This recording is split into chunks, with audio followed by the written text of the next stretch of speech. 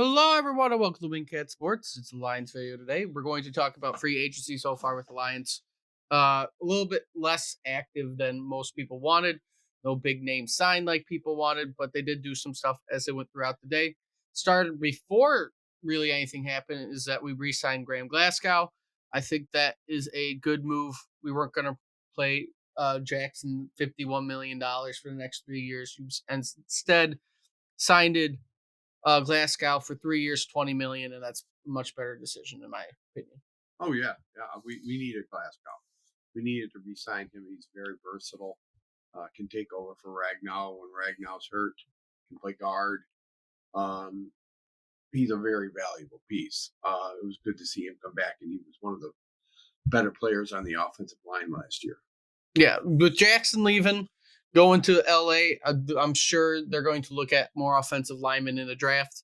Keep it a little bit cheaper. That might be their first pick. It might be their first pick. It might not, but I wouldn't be surprised if we went after at least one person in the draft that's for the offensive line, a little bit higher up than we did last year. Moving on, the first move the Lions made last year was, this year is signing Marcus Davenport. He is a defensive end. He was with Minnesota last year. Only played 4 games though because he did get hurt. But he is very familiar with Aaron Glenn and that style of defense, so he might end up thriving a little bit. It is a $6.5 million contract that maxes out at 10, so it is a little bit less, and it is a 1 year deal. So coming off an injury, it's more of a prove it deal like we did with CJ last year, and also Mosley, who we did also resign, and we'll get into that when we go over all the cornerback moves that we did do. But it is a prove it deal, and we'll see how it goes. Yeah, I mean, all these deals that they made for the most part, none of them are like game changers, but they can develop into solid players. Yes. And that's what they're hoping for. A guy like Davenport Yeah. regains his form coming off the injured ankle and can, produce. Yeah. I don't think none of these guys are world beaters. So No, Davenport's coming off an injury. He only played 4 games with Minnesota last year, had 2 sacks in those 4 games. But while he was with, he had 2 sacks when he was with Minnesota. While he was with New Orleans, though, he averaged pretty much around 5 to 6 sacks a season. He was around that 4.5 to 6 most of the years, and he has a career high of 9 in 2021. But I think if we can get him back, maybe the familiarity with Aaron Glenn, get him back to somewhat of the form he was, and we can move on and have another threat with Hutch. I don't think he's the answer, though, but he will help out between rotating with Houston and doing all the stuff that we got to do. Instead of just sitting there, we can't rely on the new CFL guy that we signed to be our next amazing pass rusher. Right.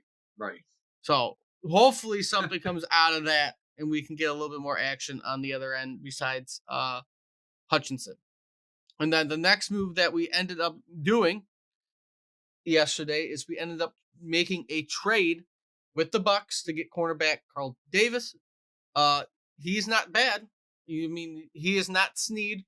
I think that showed right there when we made that trade that we were out on Sneed. We weren't going to give him the price that they were asking for, so we went and got Carlton Davis instead.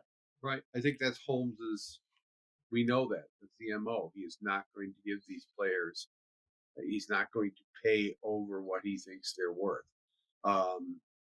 He'd rather go with these kind of guys like Carlton Davis, who are not quite number one defensive backs, but are close. He's going to be hopefully better than Cam Sutton was last year. I think Cam Sutton gets a bad rap, but I thought. How he was last year. I mean, right, Cam Sutton isn't terrible, but hopefully you hope he improves.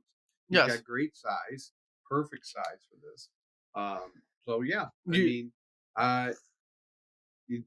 had Jamar Chase say he was the toughest guy he went up against. So, man on man, I guess when it's man to man, he can. He's one of the best. You are paying him $14.3 million next year. That's steep, yeah. And you have a decision to make because he's on the last year of his contract. Are you going to re-sign this guy? Certainly want to give him more than that. But you don't want to. But you don't want to overpay. That's the thing. We gave up only a 3rd-round draft pick.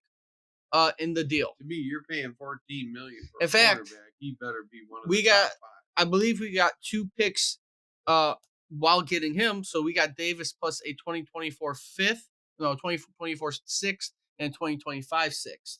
So you got 2 late round draft picks on top of Davis for a third round pick. I don't know why people are So so excited about that. They are sixth round picks. And yeah, it's I just mean, extra draft picks. it is, Someone and who might do you're going well. to try to get a diamond in the rough, and but it's nothing to get too excited about. No, not super excited, but I mean, you got 2 draft picks for one basically Right. in the trade. So even though they are later round, you still got it. But Davis says hasn't done bad in his career at Tampa. Over his time there, 9 interceptions over 5 years or 6 years. So Right. a couple a year. His big question mark is injuries. Yeah, he has 73 passes defended throughout his time there, and I think he has done some returns too. But he hasn't done terrible. He probably will be very helpful to the team going forward instead of having Vildor and Sutton as our top 2 cornerbacks. Well, Vildor's going to be part of that mix. I mean, it's going to be strange because there's nobody that jumps out at you. You hope Brian Branch continues to get better, uh, and Kirby Joseph continues to get better. Mm-hmm. And if he gets better, we got a lot of people Yeah, back there. A with lot. with You're not going to see all these with people once Jerry the season. Jacobs being released, you open up again more secondary because Jacobs is not on the team anymore. That's another thing that we haven't touched on because we haven't been keeping up with the Lions videos as much. But Jacobs is gone, so that opens up that secondary a little bit more for the other Right. guys that you had, excluding Brian Branch, who's going to be probably getting more rep time without Jacobs there. So it's going to be interesting how the secondary moves, especially now as we're going over it. Right, I talked about us re-signing Mosley again. He's not probably going to be a big guy. Again, we don't want another ACL tear right Might back make on the it out of field. camp. We're going to Maybe. hope to God that he can actually see the field again. If he can, he can. Like I said, I don't think some of these guys are not going to be on the team. And but the one last move that we made today, the day we're making this video, Amik Robinson was also signed by the Lions and seemed like the Raiders fans really, really liked him and wanted him to stay in Las Vegas. But Lions signed him to a 2-year, $9.25 million contract. And hopefully that can pan out on the other side. Yeah, I mean, these are all people with potential to be good, solid players. And can't say I'm really excited, but you know, it's home so far has been going in the right direction, and until that changes, I'm going to trust him. Now, in his total of the 4 seasons in Las Vegas, he's only defended 15 passes and intercepted 4 in his career. Uh-huh. That's overall in the stat line from ESPN. Right. So we will see what ends up happening with that Okay. because 15 passes over 4 years isn't really that impressive to me. Right. You can't really tell. But I mean, I think, like I said, when I heard that at Meek, I don't know why I was thinking of that defensive tackle that the 49ers released. I was hoping it was him, but it wasn't. I no. forget that guy's name. But he's really good.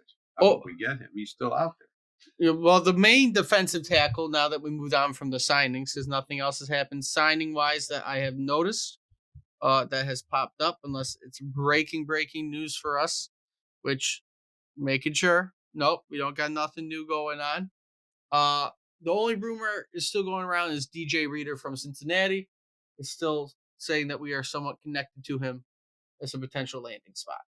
Okay. So I read on Micro Mike today. I mean, I was listening to him, and he said that Daniel Hunter's still out there. Still out there. Daniel Hunter's still out there. Possibly a signing. Depending on how the much problem money. with these guys is you really can't give them more than 2 or 3 years. They're 30 years old. Mm-hmm. So I don't blame Holmes for not. I mean, if they want 5, 6 years, that's insane. I would not give them that.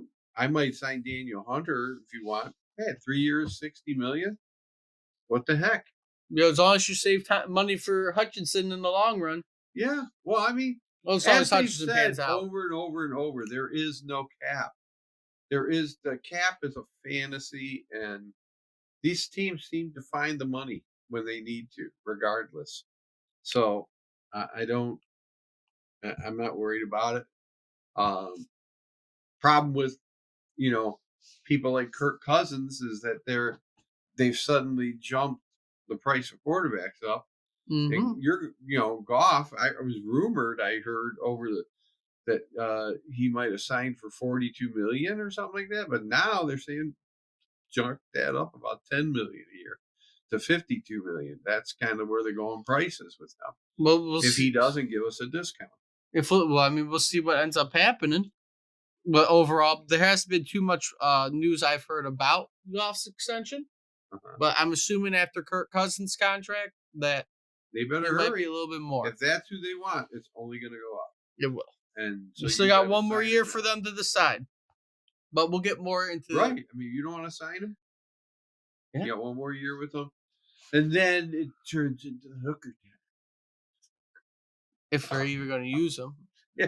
You know, use they might go Hey, after somebody you else. guys are all like down on this guy. Oh no, I'm just saying. I don't know if he's going to be played That's the depending on the reality of contract. football. If you can't, and when we look at Holmes, that's what's going to happen. This guy is not going to overspend, even for Jared Goff. He's Mhm. not going to. He's going to try to get the most value for this money. Now, that might not translate into a Super Bowl. I don't know. We'll see. Are we talking about the other teams? But in a different video. No. Oh.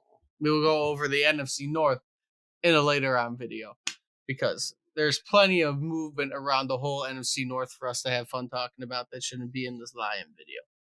But with all that being said, if you like what you see, like, comment, subscribe. Let me know what you think so far about Lions free agency. Let's see if any moves happen by the time this gets put up. Until next time, see everybody soon.